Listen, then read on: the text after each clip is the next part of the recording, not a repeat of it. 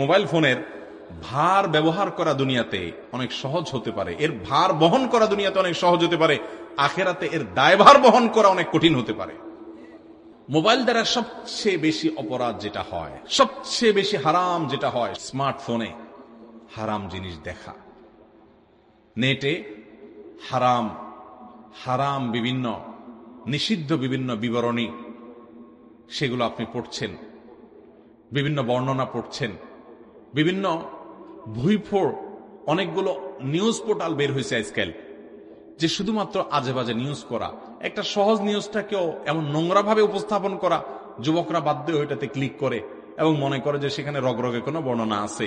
ভাইরা আমার, এটাতে হারাম স্বাদ পাবেন, কিন্তু আপনার মনটাকে আরো অস্থির করে দিবে, আল্লাহ থেকে আপনি দূরে সরে যাবেন, আপনার ইমানই দুর্বলতা তৈরি হবে, তাকওয়া শেষ হবে। মোবাইল ফোনে সবচেয়ে বেশি অপরাধ হয় এই চোখের গুনাহ, সেটা পড়ে হোক হারাম কোনো কিছু, অথবা কোনো হারাম ভিডিও দেখে হোক, কোনো হারাম ফিল্ম দেখে হোক, কোনো অশ্লীল দৃশ্য দেখে হোক, কিংবা কোনো মিউজিক ইত্যাদি শুনে হোক। তো এই ধরনের বিষয়গুলো থেকে বেঁচে থাকা ফরজ।